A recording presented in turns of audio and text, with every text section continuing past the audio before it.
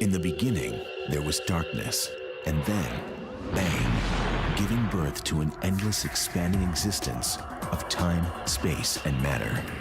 Now see further than we've ever imagined, beyond the limits of our existence, in a place we call the universe. The universe is vast, wondrous, electrifying. But for space travelers looking for a thrill ride, it could be a one-way ticket. It's a place from which you can't return, or at least not in the form in which you went in. Go where no one has dared to venture. Take a virtual tour of the deadliest places in our galaxy and beyond.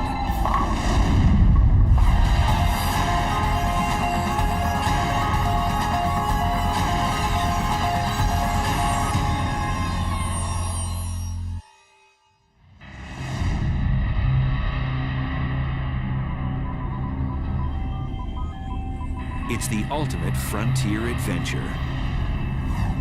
Space travel.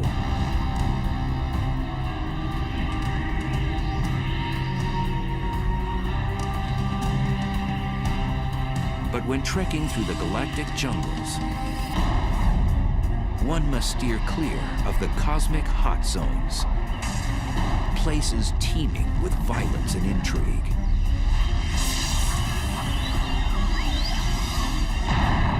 There are dangerous places, certainly very energetic phenomena that are a lot more powerful than atomic bombs being detonated. Infinitely more powerful.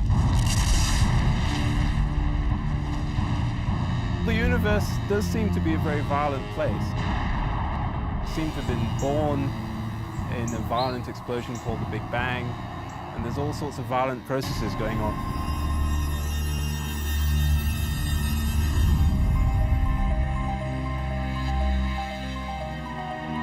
On December 27, 2004, satellites picked up the greatest cosmic explosion ever recorded. A blast 30,000 light years away, which had the power to briefly alter our planet's upper atmosphere.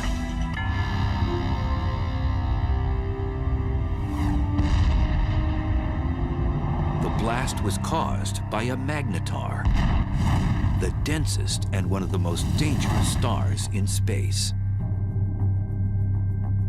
The magnetic field strength of a magnetar is about 1,000 trillion times the magnetic field energy of the Earth. And for reference, this would wipe the information off a credit card at a distance of about 100,000 miles away. Now this distance is sort of half the distance to the moon, so it's very nearby by astronomical standards. These mischievous stars have the strongest magnetic field in the universe. Scientists have confirmed 12 of these rare stars in our galaxy, and there may be more.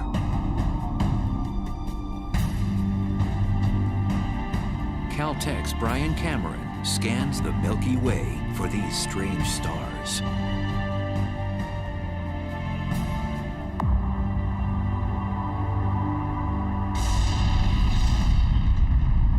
Magnetars are a special class of neutron stars with ultra-strong magnetic fields, the densest form of matter in the universe. The first magnetar showed itself in the form of a high-energy event that was detected in the late 70s, although at the time we didn't know that it was a magnetar. It wasn't until the early 90s that researchers suggested that these objects were dominated by magnetic fields, and that the magnetar theory was actually confirmed. Magnetars are born out of the death throes of massive stars. When a star dies, it begins to collapse and go supernova. Sometimes a dense neutron star forms from the cinders of that supernova explosion. During the process, a few neutron stars become magnetars, which possess a strong magnetic field. These stars eject high-energy emissions of X-rays and gamma rays. We think that normal neutron stars are born from regular stars that are something like 10 or 20 times the mass of the sun. But there's evidence that magnetars are born from possibly even more massive stars than this, something like 40 times the mass of the sun. Typically, a star of such mass would be too heavy to form a neutron star. Instead, its mass would collapse into a black hole. Black holes are formed from cramming a certain amount of mass in a certain volume, and for whatever reason, these stars are unable to do that. One theory is that some massive stars undergo a weight loss program right before exploding as a supernova, losing 90% of their mass. So instead of collapsing into a black hole, the emaciated star becomes a neutron star with extreme magnetic powers. When the magnetic force gets incredibly strong, it deforms the magnetar's crust, creating seismic events called starquakes on its surface. Eventually, this crust breaks under the stress, and the magnetic field reconfigures itself into a lower energy state. And when this happens, a fireball is launched off the side of the star. So starquakes on neutron star surfaces are thought to give rise to these giant flares that we see.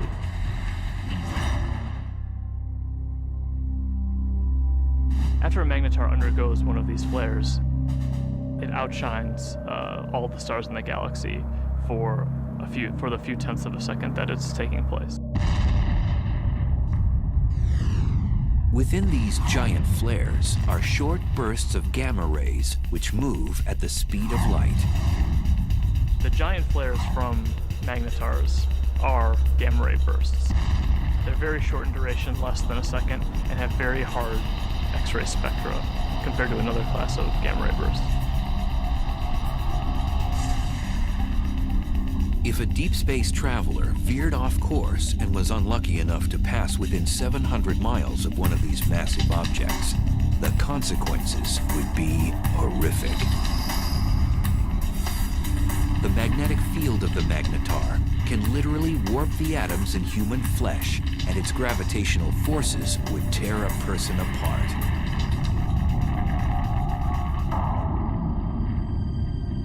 So then, how close would a magnetar have to be to wreak havoc in our solar system?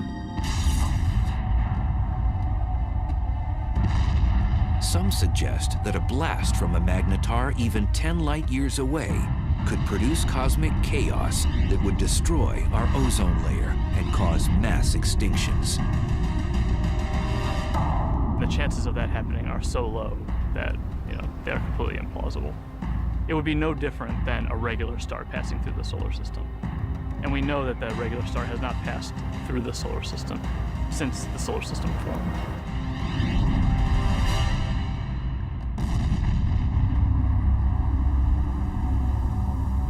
Scientists think that magnetars are only a few thousand years old and will become dim after 10,000 years. We're just now starting to understand the life cycle of magnetars.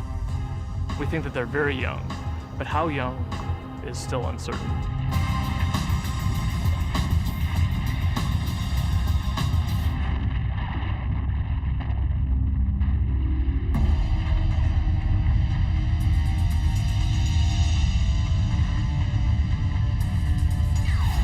In addition to magnetars, satellites and ground-based observatories have been picking up other violent things in space.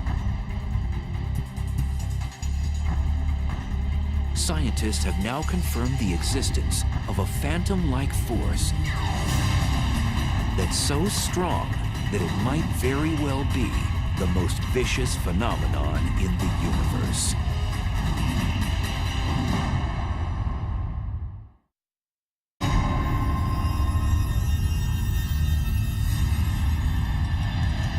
Stealthy villains haunt each and every galaxy. One particular beast tears up anything in its path and gobbles it down like a cocktail hors d'oeuvre. It's one of the most bizarre and destructive phenomenon in the universe, a black hole. I think a black hole is the place which is more violent than anywhere else in our universe. It's like going over the edge and you can't get back. It's fatal attraction, I suppose.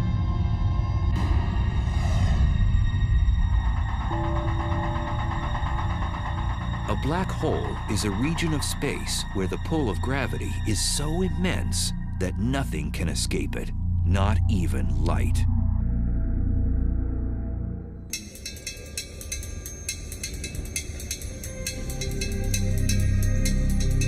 Astrophysicist and triathlete Ferial Ozel is attempting to unlock the mysteries surrounding this elusive cosmic force.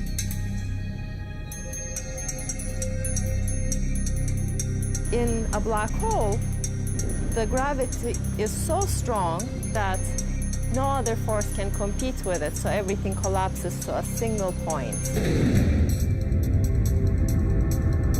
Ozel says whatever has a close encounter with a black hole will fall victim to its relentless tidal force of gravity.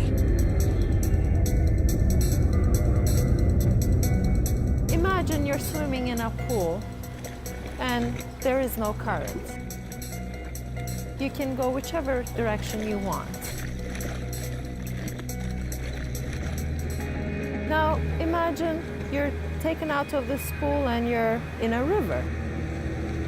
Imagine a current that is much, much, much stronger. That the only direction that you could go would be with this current. The space around the black hole acts like this wild river. You could never fight this enormous drag that you feel.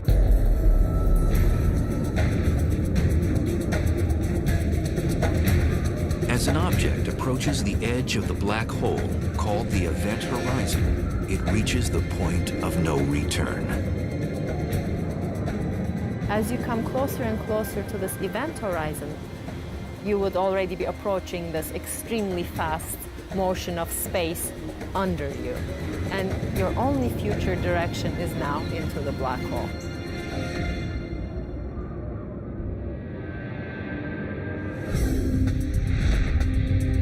The idea of the black hole as a whole sometimes can be a little bit confusing. What it really is, in some sense, it's a place from which you can't return, or at least not in the form in which you went in.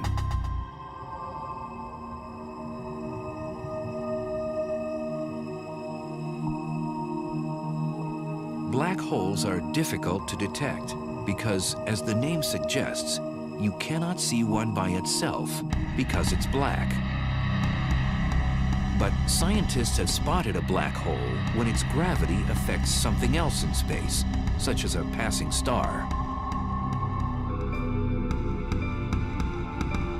A completely isolated black hole would not be visible. What we really see from a black hole is actually the hot material that's swirling around it and that's being sucked into it. So in the neighborhood of these powerful black holes, you'll get a lot of radiation resulting from the black hole pulling in material and stretching it and twisting it as it's falling in. Black holes consume anything in close range, and there are billions upon billions of them prowling the universe.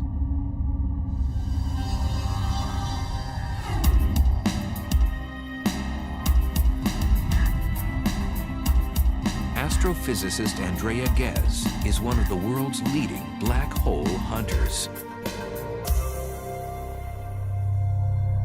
Black holes are not picky eaters. They'll dine on whatever get nearby. So they will happily eat gas. They will happily consume a star or a planet. When a black hole dines on a star, it does so first by tearing it apart.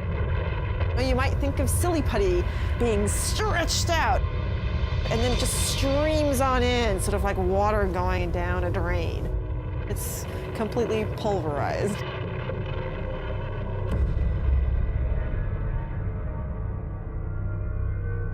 Black holes are produced, we believe, by the collapse of the core of a massive star, something like 25 or 30 times the mass of the sun or more.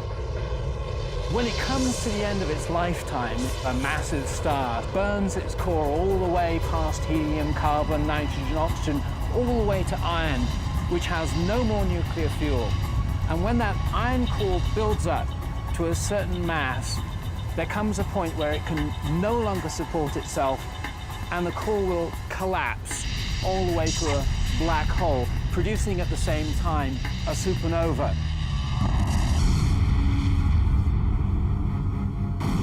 The supernova sends out explosive amounts of energy, so anything in its vicinity will get obliterated. Then the remnants of the explosion fall into a newly formed black hole. And it seems the key to the black hole's allure is gravity. Gravity will pull things around, just like the sun's gravity pulls the planets around. In fact, stars will happily orbit the black hole for most of its life and won't actually be sucked in. These stars are actually safe from the fatal attraction of the black hole. But if you do venture too close, like extremely close to the edge, then you do get sucked in. Scientists believe there are millions of wayward black holes throughout our galaxy, the Milky Way. And because we can't readily see them, one could be right next door. So how close does something have to be to get sucked into a black hole? Too close to a black hole is about the distance between the sun and the Earth, but that is certainly too close. For future space travelers, death by a black hole would be a violent way to go.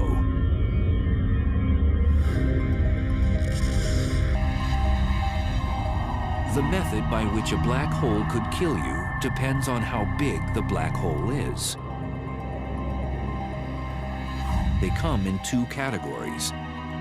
Most of them are the stellar mass black holes, which are 5 to 30 times the mass of our sun. If the black hole is stellar-sized, then the tidal forces near the black hole are strong enough that it will tear you apart tidally, even well outside the event horizon. If you wanted to fall into a black hole, you certainly wouldn't want to fall into one of those. It will spaghettify you. But in addition to the stellar-sized black holes, there are others that are mammoth, millions to a billion times the mass of the sun. And now scientists believe that these monsters hold center court in every galaxy, including our own.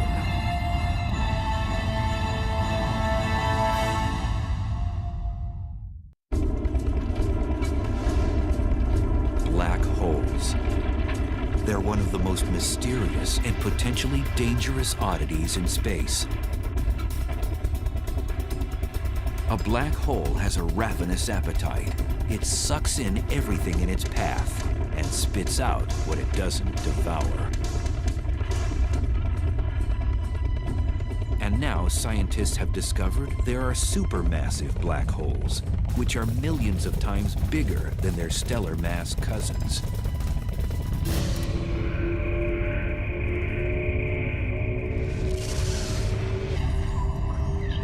And evidence suggests that supermassive black holes were born after the Big Bang, when the universe was first created. The leading idea is that they would have formed just like a stellar black hole from the collapse of the core of a massive star. But then they grew by feeding grossly from the gas, from other galaxies which collided with them.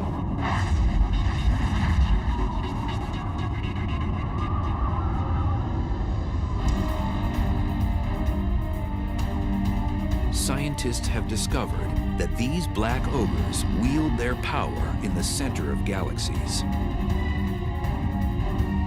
The supermassive black holes are at the center of the galaxy, most likely because they're the most massive object within the galaxy.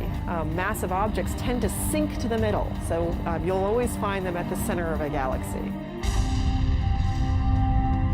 For a long time, scientists didn't think a supermassive black hole existed in our neck of the universe, the Milky Way.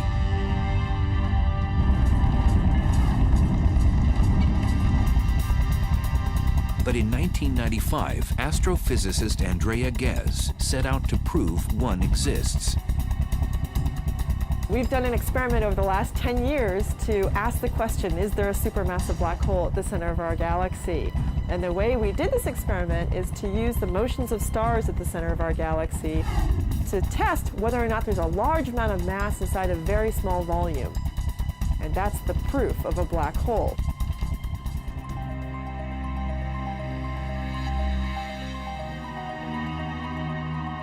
At the Keck Observatory in Hawaii, which houses one of the largest telescopes in the world, Ghez began using a groundbreaking technology called adaptive optics, which brings into focus faraway objects.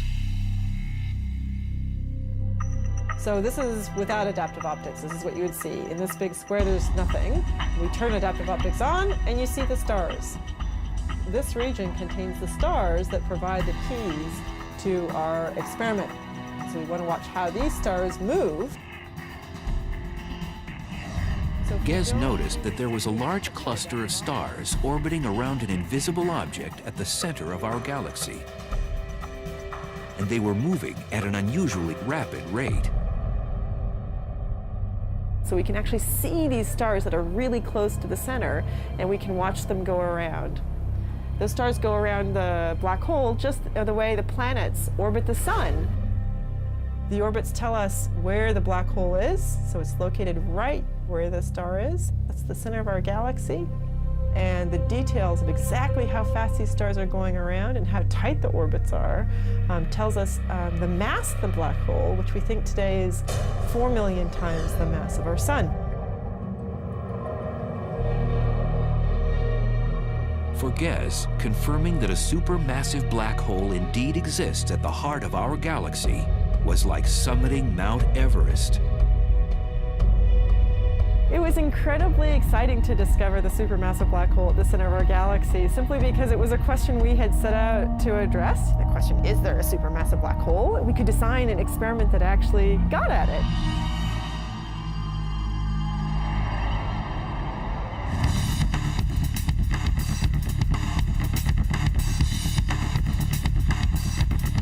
Astrophysicist Andrew Hamilton says death by a supermassive black hole would be much different than by its smaller stellar mass relative. If you want to go and be a tourist and have the ultimate experience of falling inside a black hole and finding out what's really there, go visit a supermassive black hole. Much better idea. Unlike a stellar black hole, which would rip you to shreds before entering its deadly vortex, a space explorer could actually experience free-falling inside a supermassive black hole. Inside a supermassive black hole, it turns out that even though the black hole is more massive, it's also much larger in size, and that means that the tidal forces are weak enough that you could pass through the event horizon and fall deep inside the black hole without being tidally torn apart. But deep down inside the black hole, the centrifugal force of the rotation of the black hole provides effectively a repulsion. If there's any matter at all inside it, then stuff that's falling in will tend to collide with stuff that's trying to get out. And the result of that collision of energies is an unimaginably chaotic maelstrom of super hot, dense plasma. And in that case, your fate is that it can roast you.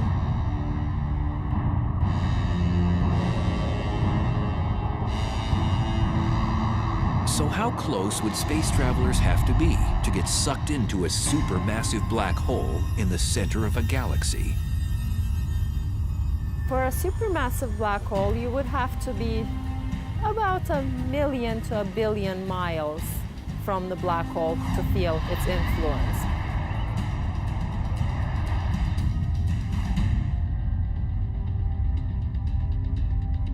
Over the years, the Chandra X-ray Observatory has caught our galaxy's supermassive black hole nibbling on cosmic matter, not binging like other supermassive black holes. Our black hole is today inactive compared to other black holes. Our galaxy has very little gas at the center, and so there's nothing really for the black hole to feed on. It's not eating very much. It's going on a bit of a starvation diet.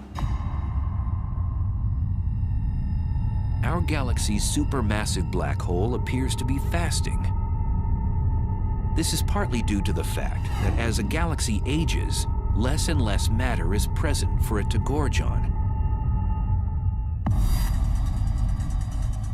But in the future, it might be quite a bit more active if it ever gets a fresh supply of gas at its center to feed off of. One way to rejuvenate our supermassive black hole's appetite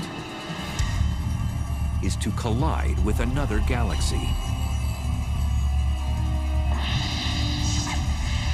Sound implausible?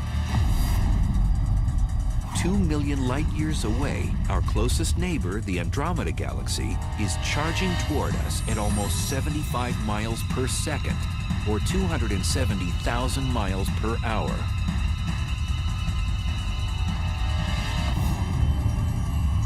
In the future, scientists predict the two galaxies will collide. And upon impact, the larger galaxy may engage in one of the most primitive acts known in the universe.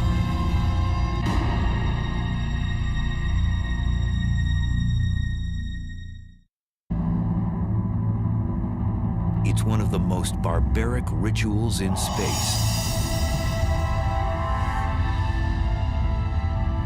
A larger galaxy eats a smaller one.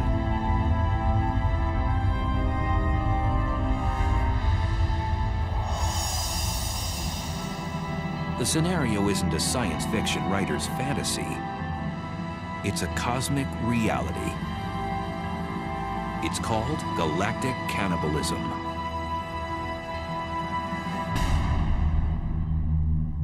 The ghastly event can occur on the celestial highway when two galaxies have a head-on collision.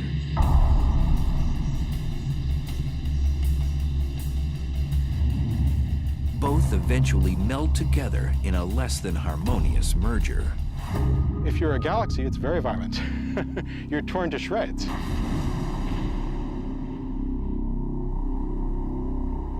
Joshua Barnes studies galaxy mergers.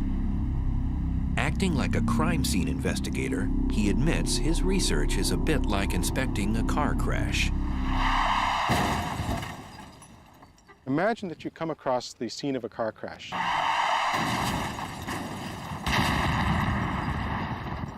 Two wrecked vehicles, but no witnesses.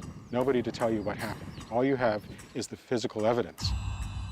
That's basically what we have to do when we study colliding galaxies. So there are no witnesses to a galactic collision. All that you have is the present state of the wreckage. So you have to conduct a sort of forensic investigation to try and figure out what happened on the basis of what you have today. If they collided head-on, you would know because the fronts were squashed up, but if they, say, sideswiped each other, which is actually more likely in galactic collisions, that would leave you a completely different pattern of wreckage, and you could interpret that. So what causes galaxy mergers? It's gravity. Everything in the universe is falling freely through space, and where you've got two large objects like galaxies, their mutual gravity pulls them together, so they fall into each other. So it's really just the force of gravity pulling things around. The galaxies that we're seeing colliding today, most of them have been bound and destined to collide for upwards of 10, 15 billion years and they're only now just making it to that first collision.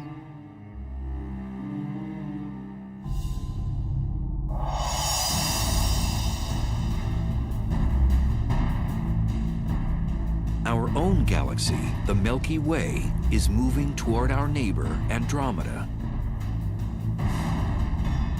Both galaxies are spiral in shape, but Andromeda is about twice as massive, with a supermassive black hole the mass of 30 million suns.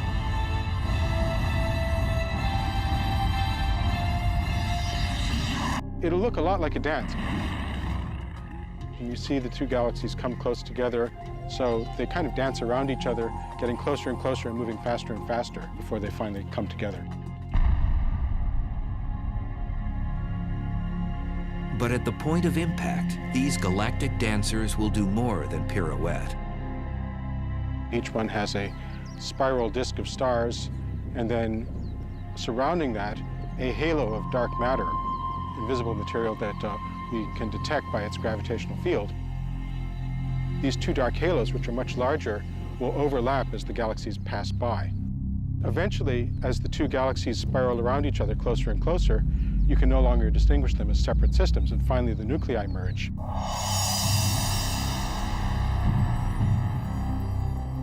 When Andromeda and the Milky Way collide, that's going to be the biggest collision that the Milky Way has seen. Something like 5 billion years' time. The good news is that we, the solar system, will have a grandstand view. What will happen is that two galaxies, their spiral disks, are going to get tidally torn apart into fantastical shapes.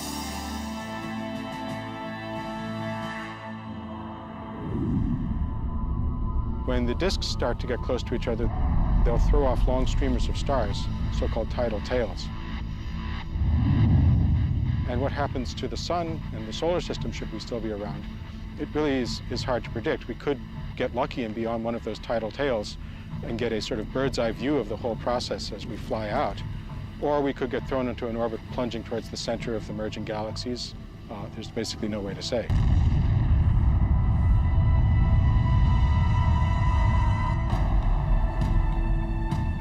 During the merger, if our solar system moves through the suburbs or the edges of Andromeda, we might not notice anything. On the other hand, countless stars and space material could be propelled towards the planets, potentially disrupting their orbits around the sun. Moreover, the entire galaxy could face cosmic upheaval. We could have consequences which would nonetheless be dangerous. First of all, we could have a lot of star formation as a consequence of the merger. Currently, both the Milky Way and Andromeda Galaxy have plenty of interstellar gas, the raw material from which stars are born. Now that would mean a lot more evolved stars, supernova, going off in our vicinity. And that could create shock waves, blast waves, bursts of cosmic rays, which would have nasty consequences.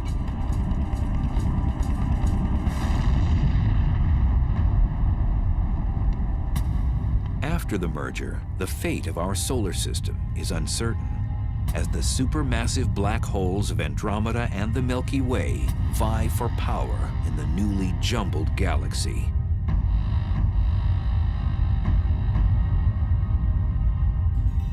When they merge, they're going to form a new galaxy, and these two supermassive black holes will gradually spiral into the middle of the new galaxy. They will be a binary black hole for a short time. And these black holes will start to swallow gas as the collision stirs things up. Gas will fall into those black holes. They're going to turn on. They're going to start emitting radiation. But the potential for fireworks, possibly for fueling the black holes at the centers of the galaxies, matter falling into them, possibilities like that do exist. And then the only safe place to watch the process would be on one of those tidal tails riding out and escaping the collision.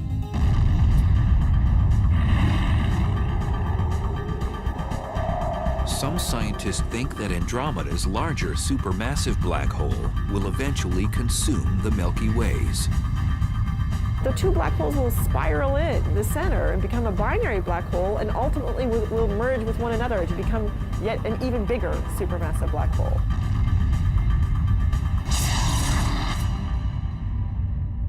So a small galaxy colliding with a large galaxy is likely to be dominated by the larger galaxy. It'll essentially have most of its material absorbed by that galaxy and become subsumed into it.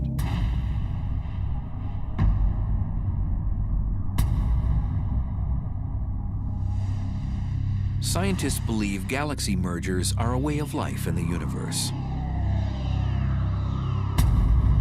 Modern galaxies, including the Milky Way, have grown larger by cannibalizing smaller galaxies. Every galaxy that we see has probably been through many collisions. The Milky Way has a central bulge of stars, which are probably the relic of a previous collision. Most scientists agree that the much-anticipated merger between the Milky Way and Andromeda won't happen for at least 3 billion years.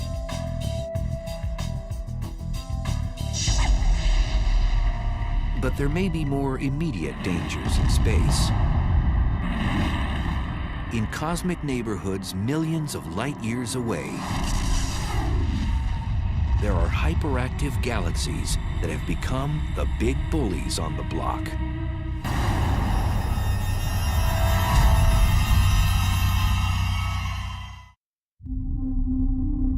At the heart of some galaxies lives a cosmic monster. It transforms a run-of-the-mill galaxy into one of the brightest and deadliest in space.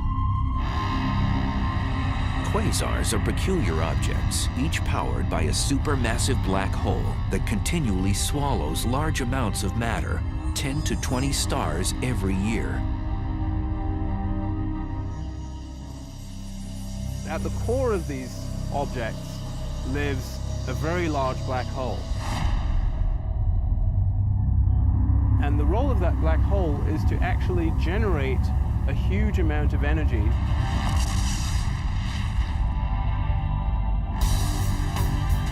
Quasars are the most energy-efficient mechanisms in the cosmos. They give off more power than 100 normal galaxies. And they're 10 trillion times brighter than our sun.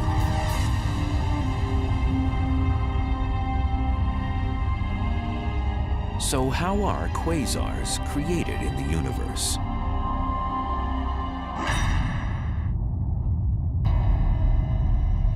There's a fairly good connection between the last stages of a galactic merger and the so-called quasar phenomena. If that really happens in the case of the Milky Way and Andromeda, we could have, for a period of some tens or possibly even 100 million years, a quasar active in the center of the merged galaxies. And a quasar puts out about 100 times as much energy as a typical galaxy. And if we were actually thrown into an orbit which took us towards the center of the galaxy, we could get very close to that quasar and really get scorched. The word quasar stands for quasi-stellar radio source, which means star-like emitters of radio waves. The word was coined when the quasar phenomena was still a mystery. Now we know they're not star-like at all. In addition to emitting radio waves and visible light, quasars also give off ultraviolet rays, infrared waves, X-rays, and gamma rays. All deadly if something or someone gets too close. A quasar is a supermassive black hole at large distance that is active. It's powerful, it's emitting light, and we can observe it in many wave bands. Quasars were first discovered in the 1960s, but as radio telescope imaging got better, astronomers discovered that some of those quasars also have powerful jets beaming out of them. These particular quasars are called blazars, probably some of the most violent phenomena in the universe.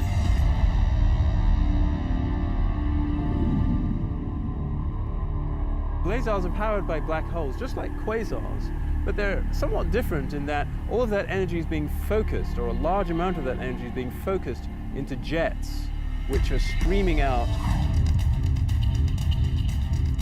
A blazar's aggressive plasma jets produce radiation in the form of radio waves all the way through the spectrum up to high-energy gamma rays.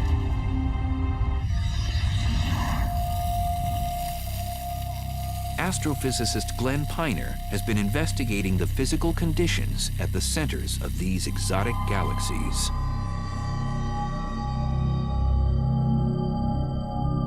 We can use this fountain to visualize the geometry of a blazar. If that circular base of the fountain represents the accretion disk, then the jet of water that's coming up represents the jet of plasma coming out from the blazar. And if the Earth is sitting up in the direction that that water is going, then we would see this object as a blazar. To an astronomer, it's like looking down a fire hose. It really gets you in the eye. You see this bright, blazing thing that we call a blazar. These blazar jets move exceptionally fast.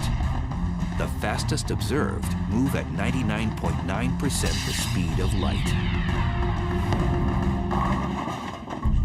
If you were to take a small object like this bowling ball and you wanted to accelerate it up to 99.9% of the speed of light, you would have to give this bowling ball all the energy produced in the world for an entire week to accelerate it to that speed.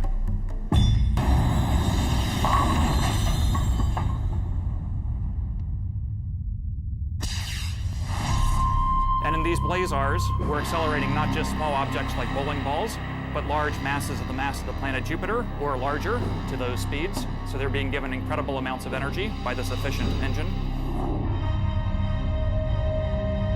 Blazars pose unimaginable consequences to cosmic objects that get too close to its deadly jet.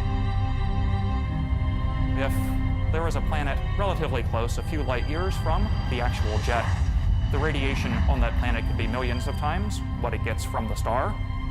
It would be continually exposed to high levels of radiation. So I don't think we want to look for life on a planet that would be orbiting a star that's in a blazar jet. Scientists link radio telescopes all over the world to achieve the magnification needed to zoom in on a blazar jet. So to give you an analogy for what kind of magnification that is, that would be magnification sufficient to read a newspaper that someone was holding in New York from Los Angeles. We'd love to look as close to the central black hole as possible so we could actually figure out how nature is accelerating these jets and getting them up to such high speeds. And we'd also like to know what it is actually that the jets are made of, because it turns out that's something that's currently not known. Until more is known about blazars, astronomers will keep a neighborhood watch for them, as well as all the other dangerous places in our uncontrollable universe. Definitely there are violent events going on in the universe. Much, much more energy than we can even imagine on Earth. There are trillions of suns shining all at once. Those are the kinds of energies that we're talking about. But in that case, the fact that we are far away from them helps the survival of our species. If we're actually traveling through space, then definitely we will have to be worrying about these events.